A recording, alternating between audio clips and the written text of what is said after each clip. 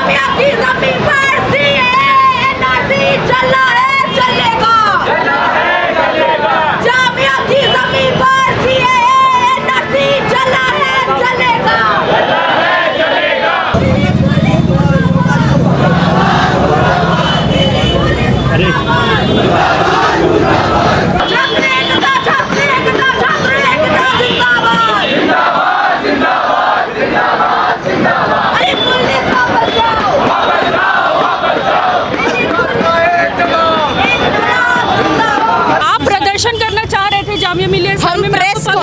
हम press conference करना चाह रहे थे, हम प्रदर्शन नहीं कर रहे थे, हम प्रेस कॉन्फ्रेंस कर रहे थे।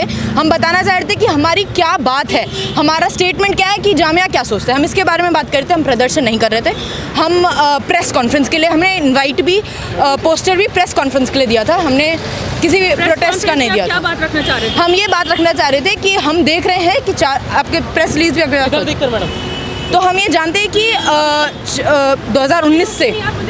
2019 में ये लागू बिल पास हुआ था, इम्प्लीमेंट कर दिया है कल, जो कि ये रमज़ान से एक दिन पहले था।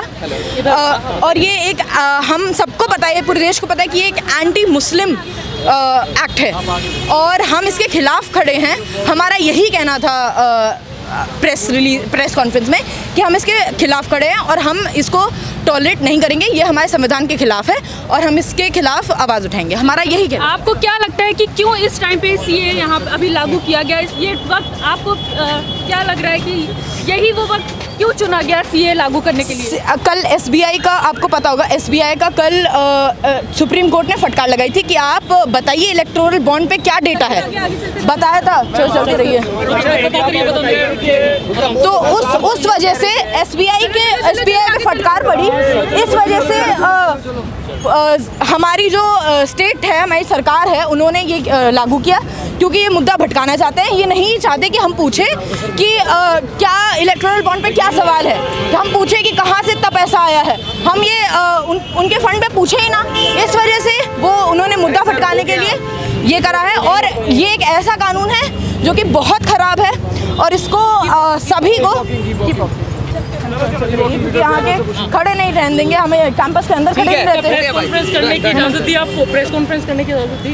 हम लोगों ने वहाँ हम खड़े थे, हम बात कर रहे थे प्रेस से, जहाँ पे पुलिस ने हमें हटाया। यहाँ पे भी देखेंगे कि आप लगातार हमें हटाए जा रहे हैं और ये कोई डेमोक्रेटिक कैंपस नहीं है, ये कोई डेमोक्रेटिक देश बचा नहीं है और अगर ऐसे ही रहेंगे एलिमेंट्स तो फिर हमारे देश का संविधान बहुत जल्दी खत्म होना है। क्या डिमांड है? सरकार ये भी कह रही है कि सीए किसी की नागरिकता छीन नहीं रहा है। अगर सीएए से जो लागू हो रहा है उस पर किसी को रिएक्ट करने की जरूरत?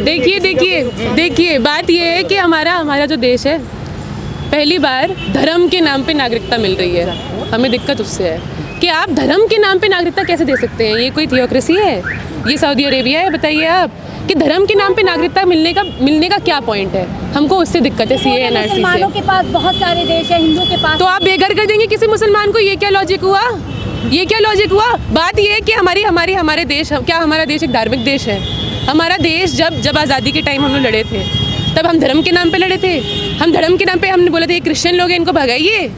हम धर्म के नाम पे स्वतंत्र बने हैं, हम धर्म के नाम पे इंडिया है, हम इंडिया धर्म के नाम पे नहीं है। बताइए, अगर बीजेपी लोगों को नागरिकता देती है मुसलमानों को छोड़कर, तो उनका तो वोट बैंक बढ़ेगा ना? उनका वोट बैंक, देखिए सीधी बात है सीए का इम्प्लीमेंटेशन अभी सिर्फ राइटिंग करवाने के लिए आया है। इससे देश का क्या नुकसान है? देश का नुकसान ये धर्म के नाम पे नागरिकता कैसे मिल सकती है? सेकुलर लिखा हुआ है हमारे प्रियम्बल में। सेक्युलर का क्या मतलब है? धर्म के नाम पे नागरिकता कैसे मिल सकती है? आप हिंदू छोड़िए, मुसलमान छोड़िए, कल को ये सेम सीए अगर मुसलमानों के भी नाम पे होगा तब भी हम उसका विरोध करेंगे। धर्म के नाम पे कैसे मिल सकती है नागरिकता? होता है उनके देशों में, इसलिए यहाँ पे लेकर आ रहे हैं। धर्म के नाम पे कैसे हो रहा है? धर्म के नाम पे इससे पहले बहुत सारे देश है जिनने रेफ्यूजी अंदर लिए, हमने भी रेफ्यूजी लिए, हमने धर्म के नाम पे कभी नहीं लिए।